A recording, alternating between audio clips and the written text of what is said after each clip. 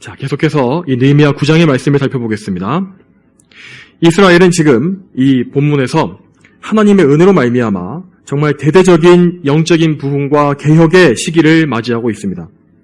자, 그들은 이때에 이스라엘이 현재 당면하고 있는 영적인 상황을 직시하게 되었습니다. 그들은 이 자신들이 지금 이방 민족에게 나라를 잃어버리고 앞져나가고 있는 이런 것들이 모두 다 이스라엘 민족 그 자신의 죄 때문임을 인정하게 되었고, 그래서 그들에게 있는 구원의 길이란 것은 오직 여호와 하나님 앞에 전심으로 회개하고 돌아가는 것뿐임을 진정으로 깨닫게 된 것입니다.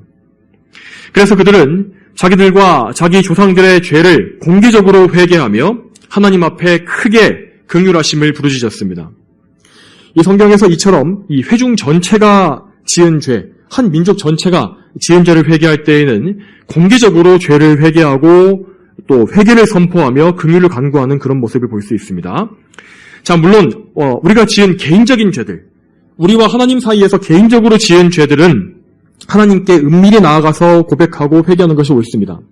그렇지만 이렇게 오늘 말씀에서 나오는 것처럼 이스라엘 회중 전체가 지은 이렇게 공개적이고 집단적인 죄에 대해서는 그 범죄에 가담한 모든 사람이 다 그 죄를 깨닫고 하나님 앞에 함께 회개하도록 촉구하기 위해서 이렇게 공개적인 회개가 요구되는 것입니다. 오늘 본문 앞에 나와 있는 3절 말씀을 보게 되면 이스라엘 백성들은 장장 3시간 동안 죄를 자백하며 하나님을 찬양하는 기도를 올려드렸다고 되어 있습니다. 그러므로 분명히 오늘 이 본문인 5절부터 38절까지 나와 있는 이 기도는 그들이 드린 이 긴 기도를 요약하여서 정리한 내용일 것이 분명합니다.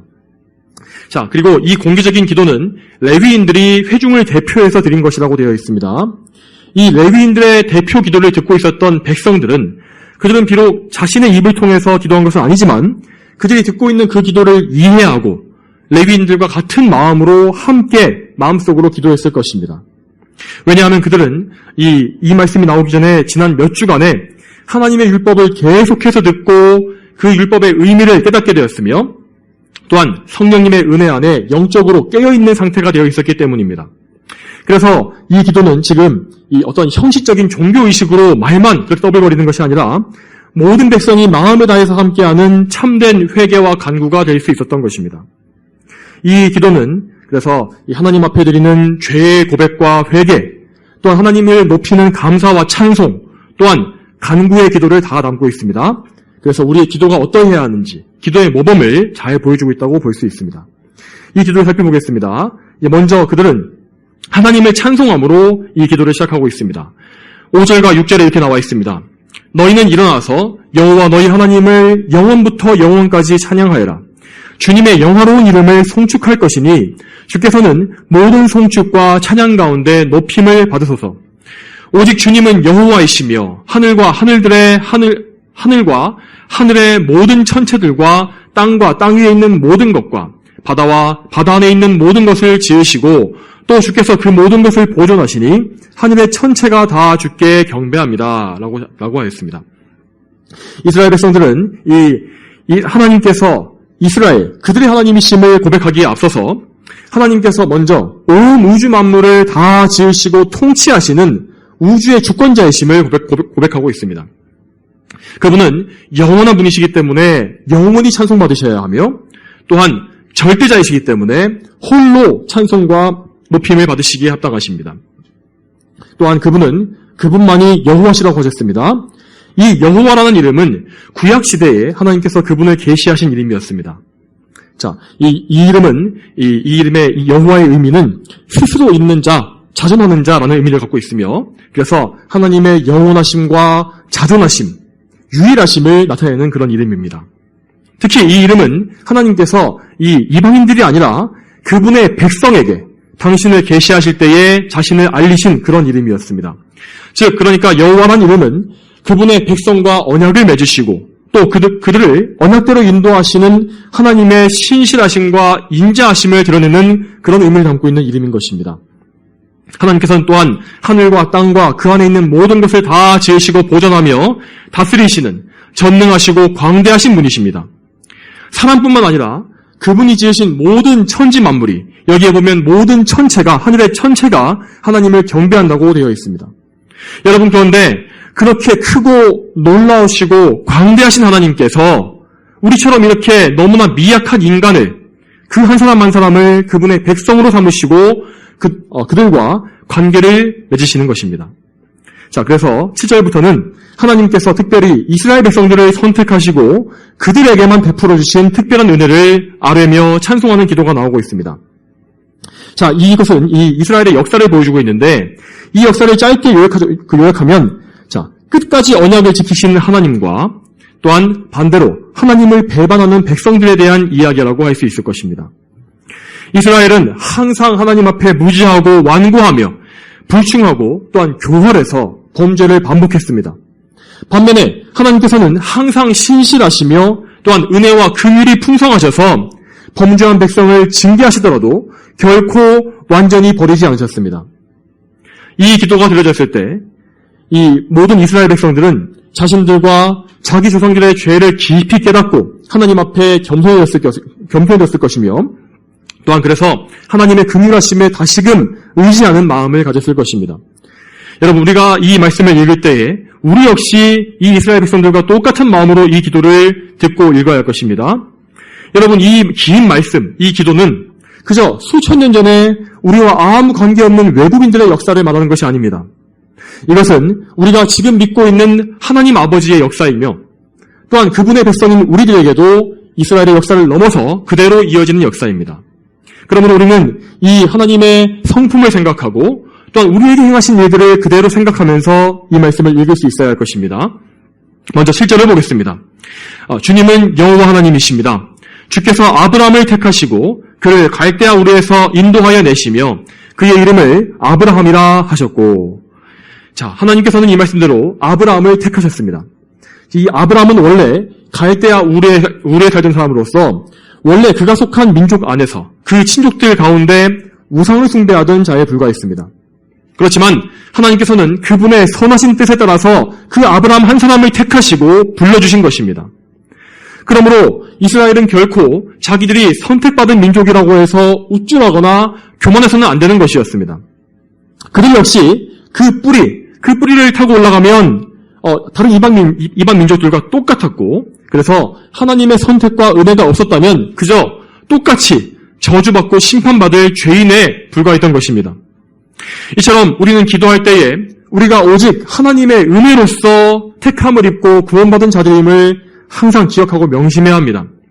하나님의 은혜가 주어지지 않았다면 우리 역시 다른 죄인들과 아무 차이점이 없는 것입니다. 지금도 우리가 이렇게 성도라고 하지만은 하나님의 은혜가 거두어지면 어떻게 됩니까? 우리 역시 우리 마음속에 있는 죄가 다시 한번 들끓게 되고 정말 그 모든 죄인들과 똑같은 그런 모습을 보일 수밖에 없지 않습니까? 우리 이 사실을 항상 기억해야 하는 것입니다. 이 사실을 알고 우리는 항상 모든 교만함을 버려야 합니다.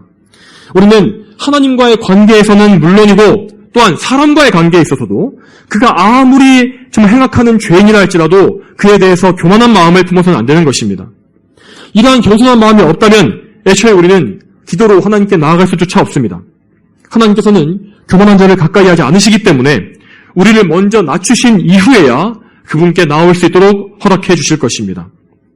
자, 여러분, 그러면 하나님께서는 그분께서 택하신 백성들과 어떻게 그런 교제의 관계를 맺으십니까? 하나님께서는 언제나 항상 그분의 백성과 언약을 맺으심으로써 그들과 관계를 맺으십니다.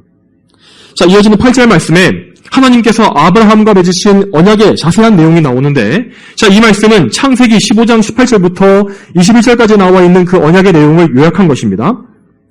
하나님께서 그분의 백성과 맺으시는 언약은 하나님께서 겸손히 그분 자신을 낮추심으로 우리에게 베풀어 주신 은혜입니다.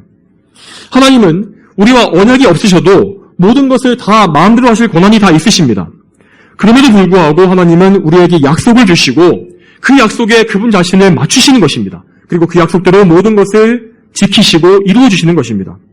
그러므로 우리가 받는 이 언약, 구원의 언약이란 것은 이 어떤 상호 동등한 언약이 아니라 하나님께서 우리의 왕이자 주권자, 주인으로서 일방적으로 우리에게 내려주시는 은혜의 선물인 것입니다. 이 방금 언급했던 이 창세기 15장 이 말씀에서 여기는 아브라함의 언약이 나오는데, 하나님께서는 이때에 아브라함에게 암소와 암염소 또 순양과 산비둘기, 또 집비둘기 등의 짐승을 가져오게 했고 또 그 동물들을 반으로 쪼개어서 서로 나누어 놓고 마주보도록 놓게 하셨습니다. 자, 이것은 이 당시 그 고대의 중동 지방에서 이 사람들 간의 조약을 맺을 때, 약속을 맺을 때 행한 풍습을 그대로 따른 것입니다. 자, 여기에서 원래는 이 조약을 맺는 두 사람 모두 다 반으로 쪼갠 짐승들 사이를 지나가게 되어 있습니다. 자, 그렇게 함으로써 만일 이 약속을 우리가 어길 시에 그 사람이 누구든지 간에 이 동물처럼 쪼개져서 죽어도 좋다라는 그런 의미를 포함한 것이었습니다. 자, 그런데 하나님께서 아브라함과 언약을 맺으실 그때에는 그 쪼개진 짐승들 그 사이로 아브라함과 하나님 양쪽이 다 지나간 것이 아니라 오직 하나님만이 그 사이로 지나가셨습니다. 창세기 15장 17절에 이렇게 나와 있습니다. 해가 져서 어둠이 깔릴 때에 연기나는 화덕과 타오르는 횃불이 그 쪼개놓은 것들 사이로 지나갔다라고 되어 있습니다. 자, 이 화덕과 횃불이라는 것은 이 불은 하나님의 임재를 보여주는 상징입니다. 이처럼 하나님께서는 불과 같이 임하셔서 언약을 확증하십니다. 그 쪼개놓은 짐승 사이로 하나님께서 직접 지나가신 것입니다. 하지만 그때 아브라함은 아무런 확증할 것이 없이 그대로 그 자리에 서서 하나님께 일방적으로 약속을 받은 것입니다. 여러분, 만일 아브라함도 하나님과 같이 쪼개진 고개 사이를 지나가야만 했다면 그에게 어떤 일이 벌어졌겠습니까? 그렇다면 아브라함은 그 언약을 맺는 즉시 죽고 말았을 것입니다. 왜냐하면 우리 죄인들은 하나님과의 언약을 정말 한순간도 완전히 지킬 수가 없기 때문입니다. 우리는 매 순간 하나님과의 언약을 깨뜨립니다. 우리는 본성상 죄인이기 때문에 절대로 죄를 안 지을 수도 없고 또한 선한 일을 행하고자 아무리 애쓴다 할지라도 하나님의 완전한 기준, 그 완벽하고 높은 기준에 만족될 수가 없기 때문입니다. 여러분, 그렇지만 우리와 달리 하나님께서는 결코 그분의 언약을 깨뜨리실 일이 없습니다. 하나님께서는 언제나 영원히 신실하시며 우리와 맺으신 그 구원의 약속을 반드시 지키십니다. 이 8절 마지막에 이렇게 나와 있습니다.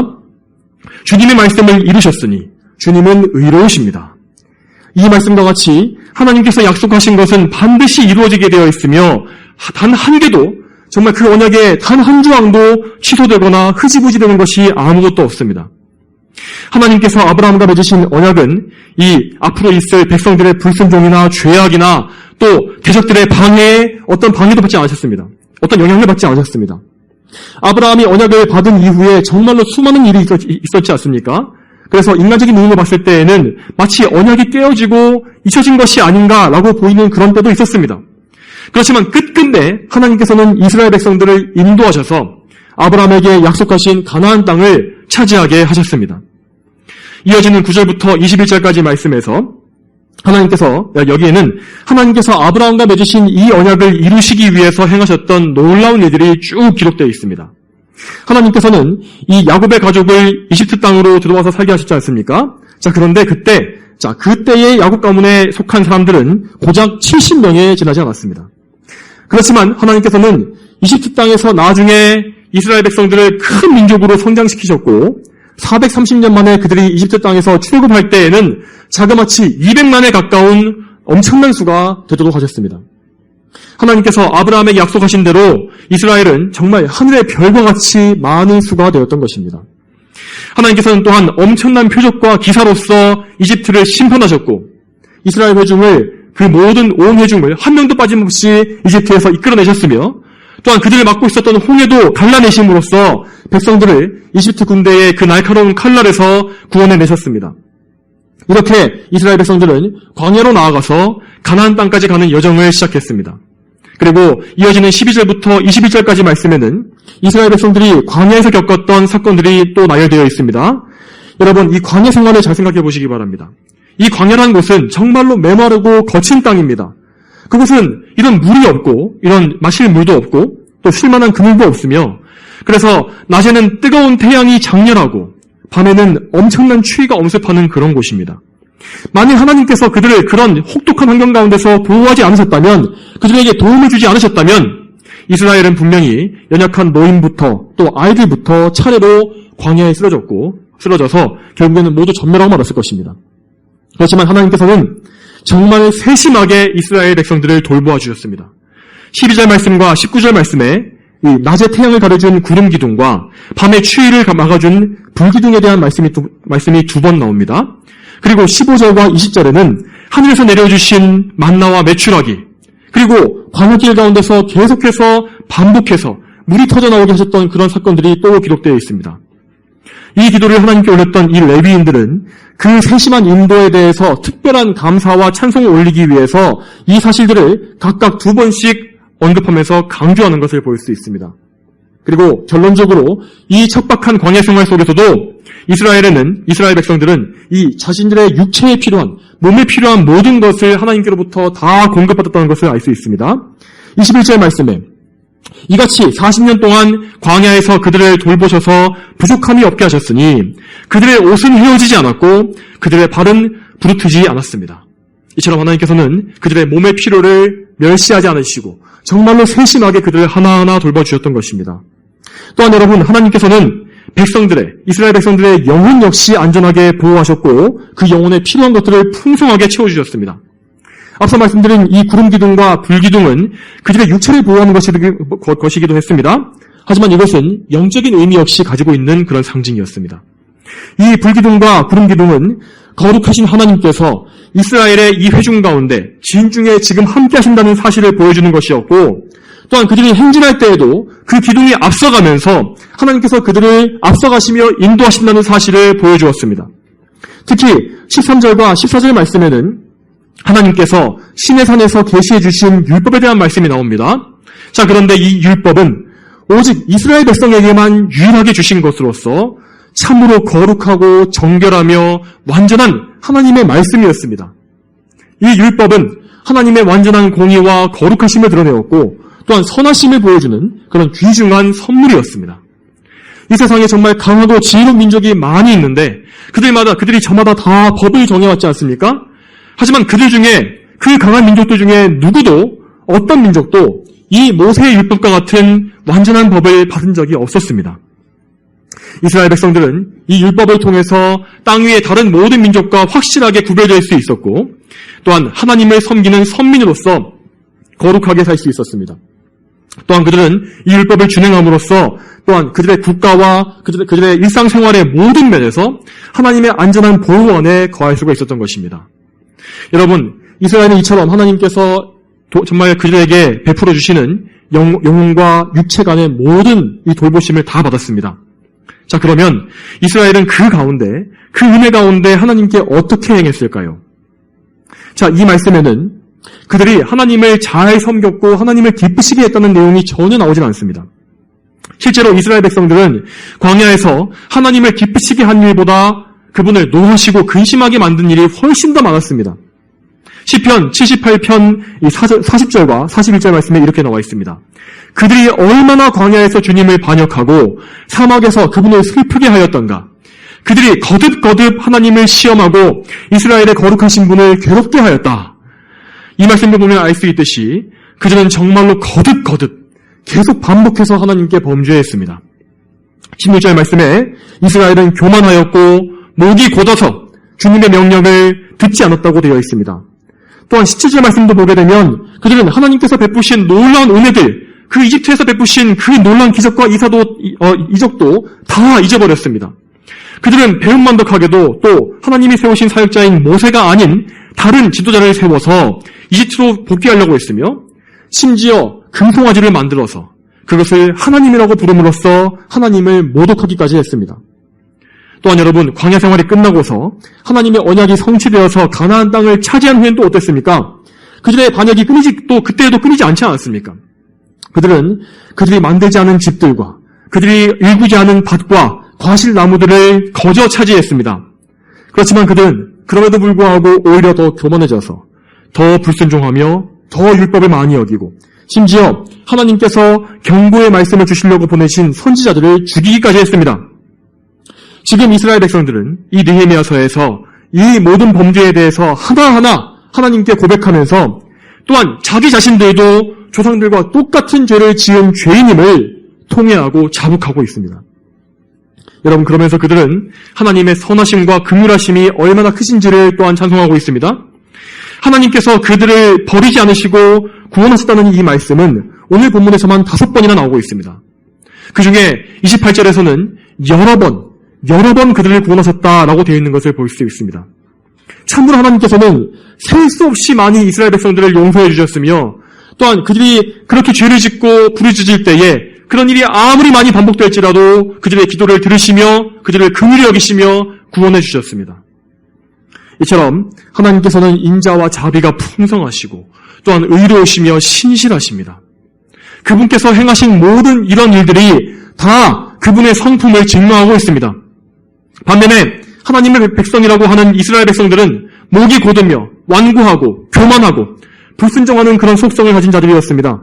특히 목이 곧다는 표현은 이스라엘 백성들에게 정말 그렇게 이스라엘 백성들을 그들의 특성을 규정하는 말로 나오고 있는데 오늘 본문에서만도 무려 3번이나 나오고 있는 것을 볼 수 있습니다. 여러분, 이들의 범죄함이 이랬지만 이 백성들은 단지 죄를 자백하고 후회하는 것에서 그치지 않았습니다. 그들은 지금 하나님의 긍휼하심을 강구하고 있습니다.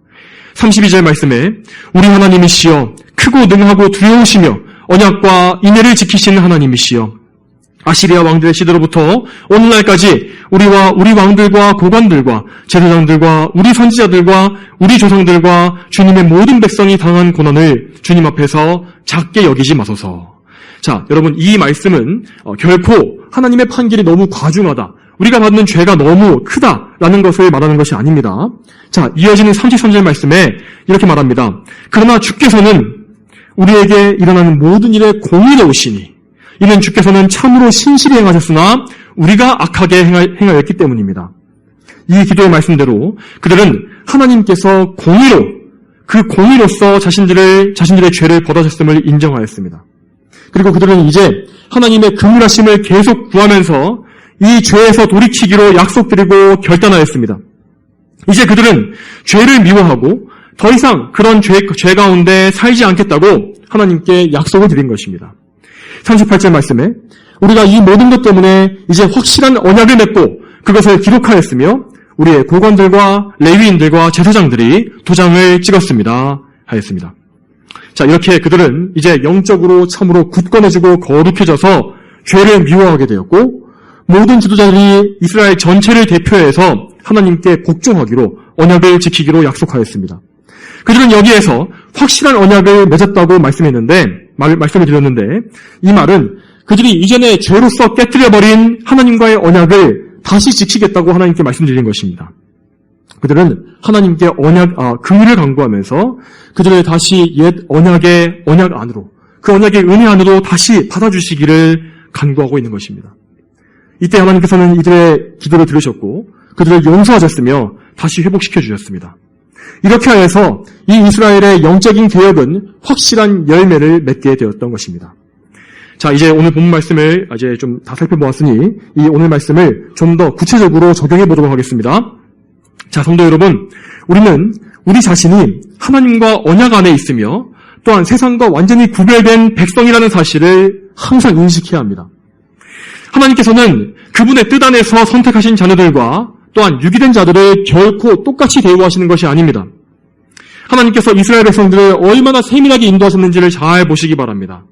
또한 여러분, 신약시대에 살고 있는 우리를 하나님께서 인도하시고 돌보시는 이것은 결코 이스라엘에게 하신 이 일보다 못하지가 않습니다. 오히려 더욱더 크고 놀랍습니다. 여러분, 하나님께서는 그분의 독생자 하나뿐인 아들의 핏값이라는 엄청난 비용을 지불하시고 우리를 사신 것입니다. 그분은 죄로부터 우리를 속량하셨습니다. 노예 상태에서 우리를 구하신 것입니다. 그래서 우리를 구속하심으로 그분의 것으로 삼으신 것입니다. 잃어버린 자들인 우리를, 그렇게 잃어버린 바 되었던 우리를 하나님의 소유물로 삼으신 것입니다. 하나님께서는 우리 죄에 대한 당신의 공의를 만족시키시기 위해서 그분 스스로 그 죄값에 대한 그 해당하는 값을 마련하시고 해결하신 것입니다. 우리는 참으로 이렇게 죄에서의 구원과 영원한 생명을 그저 거저 얻었습니다. 여러분, 그렇지만 이렇게 은혜로 구원을 받았다면 우리는 그 은혜에 합당한 삶을 살아야 하는 것이 또한 분명할 것입니다. 영원한 구원 자체는 분명히 공짜입니다. 하지만 성도가 된 이후에, 우리가 하나님의 자녀가 된 이후에는 이 자녀가 된 삶을 항상 살아내기 위해서 많은 대가를 치러야 하는 것입니다. 이 대가는 우리의 구원을 얻기 위한 것이 아니라 참으로 우리가 자녀답게, 하나님의 자녀답게 거룩하게 살기 위하여, 또 하나님을 기쁘시게 하기 위하여 마땅히 이 세상의 것들을 버리는 그 대가를 말하는 것입니다. 우리는 우리 자신을 부인하고 때로는 우리의 가족들까지도 부인하고 예수님을 택할 수 있어야 합니다. 우리의 정욕을 끊고 또한 이 세상에서의 자랑과 명예를 버려야 할 때도 있습니다. 그렇지만 여러분, 항상 우리가 하나님께 영원히 갚지 못할 은혜의 빚을 졌다는 사실을 늘 기억하시기 바랍니다. 우리는 은혜와 사랑의 빚을 지고서 예수 그리스도와 연합한 자들이 되었으며 하나님의 자녀가 된 것입니다. 우리는 이 세상 그 누구도 값주고 살 수 없는 엄청난 은택을 하나님께로부터 거저받았습니다. 여러분, 그렇다면 우리는 어떻게 살아야겠습니까? 하나님의 자녀로서 그분이 원하시는 방식대로 하나님께 순종하며 사는 것이 당연하지 않겠습니까? 여러분, 앞서 말씀드린 것과 같이 이스라엘 백성의 죄는 하나님께 불순종한, 순종하지 않은 죄였습니다. 그들은 정말 수많은 은혜를 입었음에도 불구하고 반복해서 하나님을 배반합니다. 여러분, 그리고 그것은 이스라엘뿐만 아니라 우리에게도 똑같이 존재하고 있는 문제입니다. 우리는 예수 그리스도의 대속을 은혜로 받았음에도 불구하고 여전히 이스라엘과 똑같은 완악한 행동을 반복하고 있습니다. 죄인 줄 알면서도 죄를 범하고 또 그 죄를 반복하기까지 합니다. 또한 우리는 영적으로 죄가 하나님을 모독하고 예수님의 십자가를 부인하는 것임을 알고 있습니다. 그럼에도 불구하고 우리 삶에는 항상 죄의 그림자가 드리워져 있습니다. 하나님께 징계의 채찍을 맞더라도 또한 우리는 완벽하게 고쳐지지가 않습니다. 시간이 지나면, 매를 맞고 나서 또 시간이 지나게 되면 다시금 나쁜 이 죄의 습관이 슬며시 고개를 드는 것이 우리의 이런 죄된 본성입니다. 우리는 살아가면서 은혜로 말미암아 거룩해져 갑니다. 성화되어 갑니다. 하지만 그럼에도 불구하고 항상 불완전합니다. 오히려 성화되어 갈수록 나의 죄가 더 크게 보이고 내가 지은 죄들이 더 민감하게 보여지기 때문에 오히려 우리 자신에 대한 탄식과 나에 대한 혐오는 더욱더 커져갈 수밖에 없습니다. 그렇기 때문에 우리는 정말로 날마다 하나님의 은혜가 필요한 것입니다. 우리는 하나님께 순종하기 위하여, 그분을 사랑하기 위하여, 그분의 계명을 준행하고 하나님의 자녀답게 살기 위해서 언제나 위로부터 주어지는 은혜가 필요한 것입니다. 이 은혜가 그것이야말로 우리 성도들을 세상과 구별하는 가장 큰 차이인 것입니다. 우리는 하나님의 무한한 은혜를 입은 자들이며 또한 그 은혜를 날마다 하나님께 구할 수 있고 또한 받을 수 있는 그런 은택을 입고 있습니다. 우리는 우리 자신에게 은혜가 절대적으로 필요하다는 그 사실 역시 인식하고 있지 않습니까? 여러분, 하나님을 사랑하기 때문에 또한 그분께 영광을 돌리고 싶기 때문에 항상 겸손하게 은혜를 구하는 것이 바로 성도의 마음인 것입니다. 여러분, 우리는 언제나 오직 우리에게 힘주시는 하나님 안에서만 모든 것을 할 수 있습니다. 그러므로 성도 여러분, 날마다 하나님의 은혜를 구하십시오. 또 하나님의 은혜 안에 거하기를 힘쓰시기 바랍니다. 은혜에서 등을 돌리게 하고 은혜로부터 멀어지게 만드는 모든 세상의 악한 유혹과 죄를 끊으시기 바랍니다. 우리가 영적으로 쉽게 느슨해지고 또 죄에 쉽게 빠진다는 것은 그만큼 우리의 자아가 아직 죽지 않았다는 뜻일 뿐인 것입니다. 그렇다는 것은 또한 우리가 여전히 하나님의 은혜 없이도 뭔가를 할 수 있다고, 나 스스로 뭔가를 이뤄낼 수 있다고 자부하고 있다는 그런 헛된 생각을 품고 있다는 것을 증명하는 것입니다. 하나님의 은혜에 전적으로 의지하는 사람은 그 은혜가 거두어지는 것을 가장 두려워하고 하나님의 은혜에서 멀어지지 않기 위해서 몸부림치며 또한 죄를 멀리하게 되어 있습니다. 여러분, 우리는 하나님의 자녀이며 늘 성령께서 내주하시는 엄청난 특권을 가지고 있습니다. 그러므로 우리는 하나님의 자녀답게 늘 당당하고 용감하며 믿음으로 힘을 내야 합니다. 하나님의 은혜를 더욱더 많이 받고 더욱더 그분과 풍성하게 교제하기 위해서 우리는 그분께서 주신 은혜의 방편들을 할 수 있는 한 많이 활용해야 할 것입니다. 은혜의 방편에는 정말 여러 가지가 있습니다. 하지만 그 중에서 오늘 본문에서 나오고 있는 것은 바로 기도일 것입니다. 그러므로 지금부터는 느헤미야 9장에 나와 있는 기도에서 우리의 기도에 적용할 수 있는 부분이 무엇인지를 살펴보도록 하겠습니다. 여러분, 오늘 본문을 통해서 우리는 우리의 기도에 반드시 하나님께 올리는 감사와 찬송이 있어야 한다는 사실을 알 수 있습니다. 그런데 여러분, 우리가 기도 가운데 하나님을 찬양하려면 그분께서 왜 찬양받으셔야 하는지를 알아야 하지 않겠습니까? 그분의 속성과 성품, 그분이 어떤 분이신지를 알아야 뭔가 그분을 찬양할 말들이 우리 마음과 생각에서 나올 수가 있을 것입니다. 그러므로 우리는 하나님의 탁월하심과 사랑스러우심, 그 모든 성품을 알아야만 합니다. 그분의 성품을 성경과 교리를 통해서 배워서 지적으로도 알고, 그리고 그렇게 지적으로 알게 된 성품을 실제로 체험적으로 맛보아야 합니다. 우리가 이렇게 하나님을 인격적으로 알아갈수록 기도할 때에 하나님을 높이는 것 역시, 하나님을 경배하는 것 역시 아주 풍성해질 것입니다. 여러분, 우리가 기도할 때 하나님을 즐거워하면서 그분을 찬송한다면 하나님께서 얼마나 기뻐하실지를 한번 생각해 보시기 바랍니다. 하나님을 찬양하는 것은 우리가 부름받고 구원받은 목적이 이루어지는 것입니다. 에베소서 1장 12절에 하나님께서 우리를 구원하신 것은 우리가 그분의 영광의 찬미가 되게 하시려는 목적이었다고 말씀하셨습니다.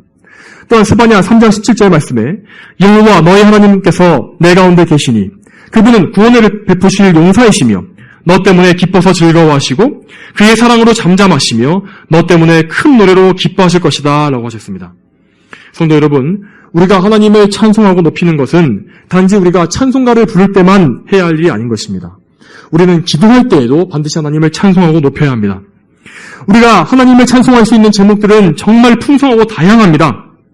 하나님의 속성과 성품 외에도 우리는 그분께서 행하신 놀라운 일들을 말씀드리면서 찬송할 수가 있습니다. 오늘 본문에서처럼 이 레위인들이 기도한 것을 잘 보시기 바랍니다. 그러면 이 레위인들이 이 모세오경, 하나님의 말씀에 기록된 하나님의 이런 성품들을, 하나님의 역사를 잘 알고 있었다는 사실을 알 수가 있습니다. 그들은 하나님께서 아브라함과 맺으신 언약의 내용들을 말씀 그대로 알고 있었고, 또한 출애굽의 사건도 말씀에서 알고 있었으며, 광야에서 이스라엘을 세밀하게 인도하신 것도 알고 있었고, 또한 이스라엘의 범죄를 반복해서 참아주신 것도 다 알고 있었습니다. 또한 모세오경에 계시된 시대 이후에도 여호수아와 사사기의 내용도 그들은 다 알고 있었습니다. 여러분, 레위인들이 이렇게 이때에 하나님께서 이루신 역사를 구체적으로 언급하면서 경배할 수 있었던 이유는 그들이 이때 이전에 지난 몇 주간 계속해서 기도하면서 성경을 연구했기 때문임이 분명합니다. 그들은 초막절 명절이 시작되기 전에 에스라에게 가서 율법을 배웠다고 되어 있습니다.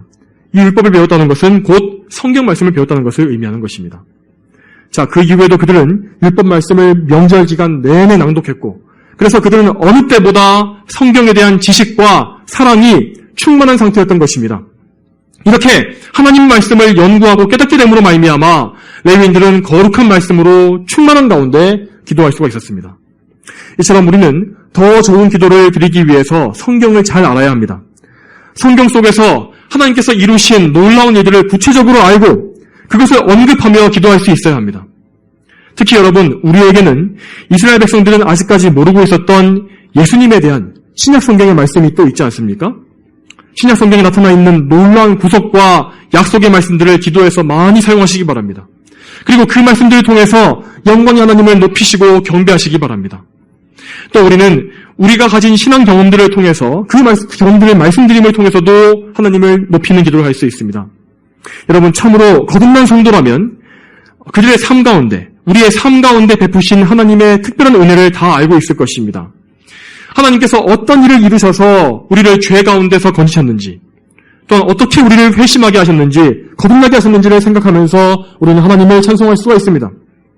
또한 우리의 믿음의 여정 가운데에서 하나님께서 얼마나 우리를 세심하게 돌봐주셨는지, 우리를 어떻게 가르치시고 믿음이 자라게 해주셨는지를 생각하면서 또한 하나님께 찬송을 올릴 수 있는 것입니다. 우리는 우리가 속한 교회에 대해서도 이제까지 이 교회를 세우시고 인도하신 하나님의 은혜를 생각하고 그것을 아뢰면서 이 교회를 향한 하나님의 사랑과 은혜를 찬송하고 높일 수가 있는 것입니다. 여러분, 이와 같이 우리는 하나님을 높이고 영광을 올려드리는 기도를 정말 자주 드려서 그것이 더욱더 능숙하고 풍성해질 수 있도록 해야 할 것입니다. 그리고 이렇게 하나님을 높이는 기도를 자주 드리게 되면 우리는 점점 더 하나님의 영광 앞에 우리의 죄와 허물을 비추어 보게 될 것입니다. 하나님께서는 이렇게 나를 사랑해 주셨건만 나는 얼마나 하나님을 사랑하지 못하고 있는가? 또 하나님께서 이토록 나에게 많은 은혜를 베풀어 주셨는데 왜 나는 이렇게 배은망덕한 것인가? 예수님께서 나를 위해 죽어주셨는데 왜 나는 여전히 죄를 사랑하는 마음을 가지고 있다는 것인가? 이와 같이 나의 죄에 대한 탄식을 우리가 할 수 있게 되는 것입니다. 우리는 우리의 죄에 대해 하나님께 구체적으로 자백하며 그 모든 죄를 그리스도의 보혈로 씻어주시기를 간구해야 합니다. 그리고 그 죄에서 돌이켜서 다시는 그 죄를 짓지 않기로 결단해야 할 것입니다. 또한 우리는 그렇게 죄를 지을 수밖에 없게 만드는 우리의 죄인된 본성을 슬퍼하고 애통해야 합니다. 그렇게 함으로써 우리의 본성과 정욕을 십자가에 못 박고 그 죄의 세력이 우리 안에 다시는 힘을 얻지 못하게끔 계속해서 싸워야 하는 것입니다. 또한 여러분, 참된 회개는 죄에서 돌이키는 것이 반드시 확실히 나타나야만 합니다. 우리는 확고하게 죄를 멀리하고 다시는 죄악으로 돌아가지 않겠다고 영적인 결단을 내려야만 하는 것입니다. 그런 결단과 결심이 없이 애매모호하게 이것도 아니고 저것도 아닌 식으로 그런 마음으로 기도를 끝내게 된다면 우리는 기도를 끝내자마자 그리고 돌아서자마자 다시금 죄에 빠지고 말 것입니다. 물론 죄를 피하는 것은 우리의 의지로 되는 것이 아닙니다. 우리는 믿음의 결단과 더불어서 성령께서 우리를 죄에서 지키시고 보호해 주실 것을 늘 간구해야 합니다. 우리는 결코 홀로 설 수 없습니다. 성령님의 주권적인 보호와 인도가 우리에게 반드시 필요한 것입니다. 죄의 유혹을 이기고 거룩한 삶을 살게 해달라고 성령님께 늘 간구하시기 바랍니다. 또한 여러분, 삶 속에서도 죄의 유혹이 찾아올 때마다 성령님의 도우심을 구하십시오. 그때 성령님을 부르시기 바랍니다. 그분께서 여러분의 마음에 거룩함에 대한 열망을 불어넣어 주시기를 기도하십시오. 하나님을 사랑하는 마음을 가지고 죄를 이기게 해달라고 간구하시기 바랍니다. 이처럼 우리 성도들의 삶은 이러한 과정이 회개와 결단과 또 넘어지고 또 다시 회개하는 이런 과정이 반복되는 영적인 전쟁입니다. 세상 사람들은 이러한 싸움이 없이 그저 죄의 물결에 몸을 맡겨놓고 지옥의 입구까지 계속해서 흘러갈 뿐입니다. 그렇지만 우리는 예수 그리스도 안에서 성령님의 인도하심 가운데 죄에 맞서고 세상을 거스르고 마귀를 대적하는 삶을 살고 있는 것입니다. 늘 이 사실을 기억하십시오. 그리고 오늘 본문에 나와 있는 레위인들과 같이 하나님 앞에 여러분 자신을 엄숙하게 드리시기 바랍니다. 하나님께 우리의 모든 삶을 다 드릴 수 있게 해달라고 기도하시고 더 많은 것을 기쁨으로 바칠 수 있게 해달라고 그렇게 간구하시기 바랍니다. 자, 이제 말씀을 맺겠습니다. 성도 여러분, 오늘 말씀에 나온 것과 같이 항상 하나님의 언약을 기억하시면서 거룩한 성도로 사시기 바랍니다. 우리가 하나님과 맺은 언약은 예수 그리스도의 피로 맺어진 새 언약입니다. 하나님께서는 이 언약을 통해서 우리를 거룩하게 구별하시며 자녀로 받아주셨고 또한 영원한 천국까지 인도해 주실 것입니다. 그러면 우리가 이 언약 안에 늘 거하면 우리는 이 세상에서도 하나님과 동행하는 기쁨을 누릴 것이고 또한 장차 저 영원한 천국에서 정말 이루 말로 다할 수 없는 영광을 반드시 누리게 될 것입니다. 이 사실을 기억하심으로 항상 하나님을 기쁘시게 하는 거룩한 삶을 다 사시게 되기를 소망합니다. 다 함께 기도하시겠습니다. 거룩하신 아버지 하나님, 오늘도 하나님의 은혜로 이렇게 느헤미야 9장의 말씀을 보게 하시니 감사드립니다. 느헤미야 9장에서 이 이스라엘 백성들이 하나님 앞에 자신의 죄를 회개하고 하나님의 은혜와 긍휼과 놀라운 그 사랑을 찬송했던 것을 저희가 말씀을 통해서 보았습니다. 하나님 아버지, 우리가 이 말씀처럼 언제나 하나님을 높여드리고 경배하는 그런 마음을 가지게 하시며 늘 기도로서 하나님을 찬송하고 송축할 수 있도록 인도하소서. 또한 저희가 항상 하나님의 은혜 가운데에서 저희의 죄를 깨닫고 저희의 죄를 자복하며 회개하며 더욱더 거룩한 삶을 또 열심으로 살아갈 수 있도록 주여 저희를 항상 성령님께서 붙잡아 주시고 인도해 주시기를 소망합니다. 감사드리며 예수님의 이름으로 기도 올립니다. 아멘.